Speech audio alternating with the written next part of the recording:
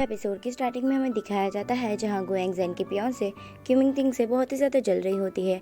तभी वहां पर उनका खाना आ जाता है और यहाँ पर गुएंग ज़ेन अपने हाथों से क्यूमिंग तिंग को खाना खिला रहा होता है। ये देखकर गुएंग ज़ेन की फियांसे और भी ज़्यादा जल जाती है और वो गुएंग ज़ेन से कहती है कि ठीक है, हम कल मिलेंगे, और ये बोलकर वो वहाँ से चली जाती है। और उसके जाने के बाद गुएंग ज़ेन की जान में जान आती है और यहाँ पर क्यूमिंग तिंग उसे कहती है कि अब मुझे रिवॉर्ड दो, मैंने तुम्हारी इतनी हेल्प की तो फिर गुएंग ज़ेन कहता है कि ठीक है, बताओ तुम्हें क्या रिवॉर्ड चाहिए।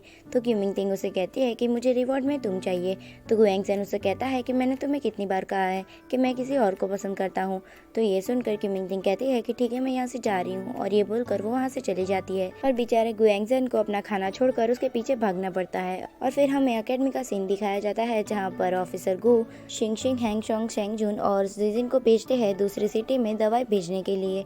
और यहाँ पर चारों लोग जाते हैं दूसरी सिटी में दवाई डिलीवर करने के लिए। और फिर हमें गुएंग ज़ेन और क्यूमिंग तिंग को दिखाया जाता है जहाँ पर गुएंग ज़ेन क्यूमिंग तिंग को लेकर कपड़ों की शॉप में आता है और उससे कहता है कि यहाँ की सबसे महंगी शॉप यही है, और यहाँ पर तुम्हें जो भी कपड़े पसंद आए वो मुझे बता दो, मैं तुम्हें दिला दूंगा।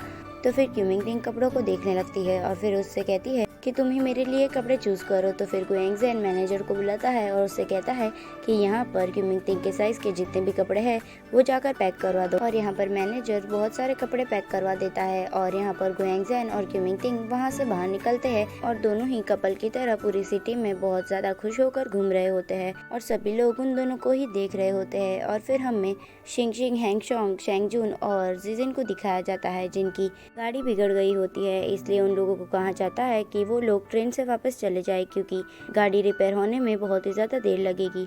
इसलिए चारों लोग जाते हैं रेलवे स्टेशन की तरफ और फिर हमें ट्रेन का सीन दिखाया जाता है जहां पर शोयू के बॉडीगार्ड्स आए होते हैं चोरी करने के लिए, और वहां पर वो शिया के बॉडीगार्ड्स को भी नोटिस करता है, पर शिया के बॉडीगार्ड्स उसे ज़्यादा नोटिस नहीं करते। और फिर शोयू का बॉडीगार्ड जाता है अपने दूसरे पार्टनर के पास और उससे जाकर कहता है कि यहाँ पर शिया के बॉडीगार्ड्स आए हैं उस सील्ड के बॉक्स को चुराने के लिए।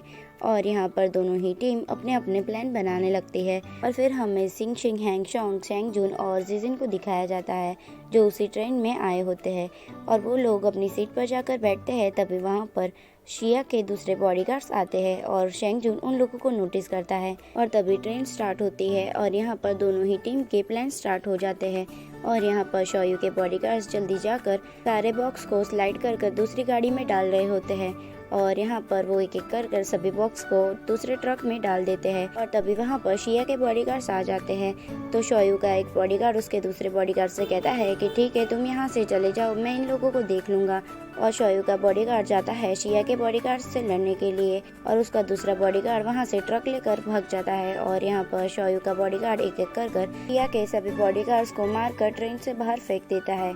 और फिर वो एक बॉक्स निकालता है और उसके अंदर से शील्ड वाला बॉक्स निकालता है। और दूसरी तरफ हमें शिंगशिंग को दिखाया जाता है जो वॉशरूम के लिए उठकर वहां से जा रही होती है। तभी वो शोयू के बॉडीगार्ड से टकरा जाती है और शोयू के बॉडीगार्ड्स को देखकर शिया के बॉडीगार्ड्स खड़े हो जाते हैं। और यहाँ शोयू का बॉडीगार्ड देख लेता है कि शिया के बॉडीगार्ड्स ने उसे देख लिया है और यहाँ पर शिया के बॉडीगार्ड शोयू के बॉडीगार्ड पर अटैक कर देते हैं और यहाँ पर गन फायरिंग शुरू हो जाती है। और शेंगजुन जल्दी से शिंगशिंग को लेकर बाहर आता है और वो जीजिन और हैंगशोंग से कहता है कि तुम उस तरफ भागो, हम इस तरफ भागते हैं। और यहाँ पर चारों लोग दो दो की टीम में बढ़ जाते हैं और वहाँ से भाग जाते हैं। और यहाँ शिंगशिंग और शेंगजुन के पीछे शिया के बॉडीगार्ड लग जाते हैं और दोनों ही जंगल में भागने लगते हैं और एक जगह पर जाकर झाड़ियों में छुप जाते हैं। और शिया के बॉडीगार्ड जैसे ही वहाँ पर आते हैं वो एकदम से निकलकर उन पर अटैक कर देते हैं और उनसे उनकी गन छीन लेते हैं और उन लोगों को मारकर जंगल के रास्ते वो लोग आगे बढ़ते हैं।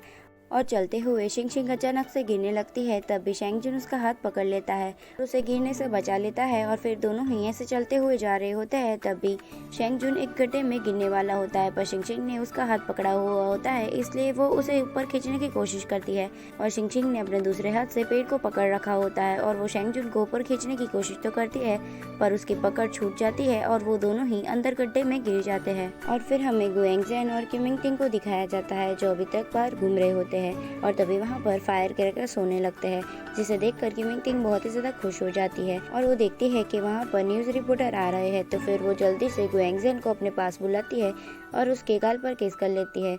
और यहाँ पर न्यूज़ रिपोर्टर उन लोगों की ऐसी फ़ोटो क्लिक कर लेते हैं और फिर हमें शेंग जून और शिंग को दिखाया जाता है जो अभी तक उसी गड्ढे में फंसे हुए होते हैं और यहाँ पर उनके पास वेट करने के अलावा दूसरा कोई रास्ता नहीं था। और फिर हमें फिर से क्यूमिंगटिंग और गुयांगजेन को दिखाया जाता है जहाँ पर गुयांगजेन क्यूमिंगटिंग से कहता है कि आज की एक्टिंग यहीं पर ख़त्म होती है, हम कल मिलेंगे। पर क्यूमिंगटिंग को तो उसके साथ और ज़्यादा टाइम स्पेंड करना था, पर गुयांगजेन उसे मना करता है और उसे कहता है कि हम कल मिलेंगे।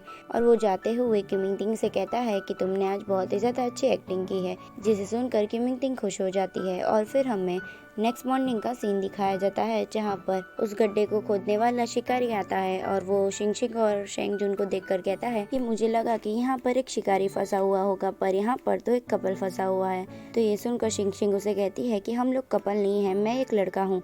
तो फिर ये सुनकर शिकारी कहता है कि मुझे लगा कि तुम एक लड़की हो।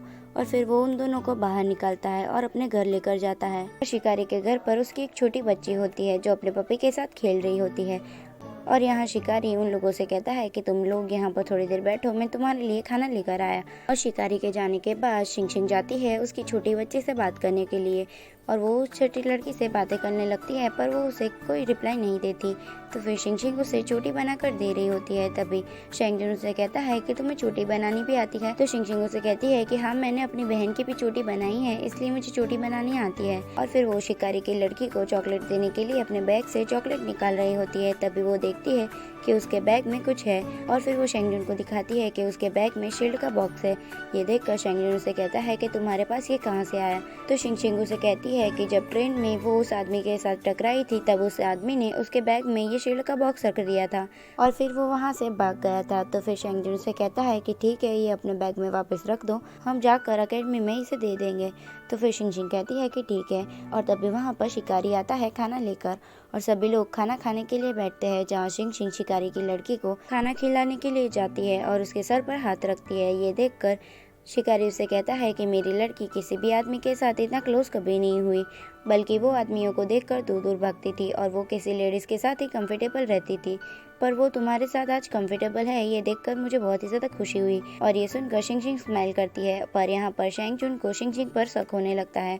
और फिर खाना खाने के बाद शिकारी उन दोनों को उनका रूम दिखाता है और यहाँ पर शिंग बहुत ही ज़्यादा नर्वस फील कर रही होती है क्योंकि वो शेंग जून के साथ एक ही रूम में एक ही बेड पर सोएगी। और यहाँ शेंग जून ये सब कुछ नोटिस करता है। तो फिर वो शिंग से कहता है कि शिलिंग चैन, मेरे बाजू में आकर सो जाओ जल्दी से, कल सुबह हमें यहाँ से जल्दी निकलना है। तो शिंग कहती है कि ठीक है और फिर वो उसके बाजू में जाकर सो जाती है। तो शेंग जून उसे कहता है कि तुम्हें ठंड लग रही है। तो शिंग कहती है कि हाँ थोड़ी। तो फिर शेंग जून उसे कंबल उड़ाता है। तो शिंग कहती है कि इसकी कोई ज़रूरत नहीं है। तो शेंग जून उसे कहता है कि मुझे ठंड नहीं लग रही है, इसलिए तुम ही इसे रख लो। और फिर कंबल उड़ा कर वो सो जाता है। तो शिंग उसकी तरफ देखने लगती है। तो फिर शेंग जून अपनी आंखें खोलकर उसकी तरफ देखने लगता है और फिर कहता है कि तुम्हें क्या हुआ, तुम मेरी तरफ इस तरह क्यों देख रहे हो। तो शिंग कहती है कि कुछ नहीं और फिर वो अपनी आंखें बंद कर लेती है। तो शेंग जून ये देखकर स्माइल करने लगता है और फिर वो वापस सो जाता है। और यहाँ पर शेंग जून के सोने के बाद शिंग वापस उसे देखने लगती है और वो सारे मोमेंट्स को याद करने लगती है जब शेंग जून ने उसकी हेल्प की थी। और ये याद करने के बाद वो शेंग जून को थोड़ा कंबल उड़ाती है और उसकी तरफ मुँह कर वो सोने लगती है। तभी उसे शेंग जून के अंदर गुयांगजेन दिखता है और ये देखकर वो शॉक हो जाती है। और इसी के साथ हमारा ये एपिसोड यहीं पर एंड होता है और इसके नेक्स्ट एपिसोड मेरी प्ले लिस्ट में अवेलेबल है। तो thanks for watching, stay healthy and bye bye.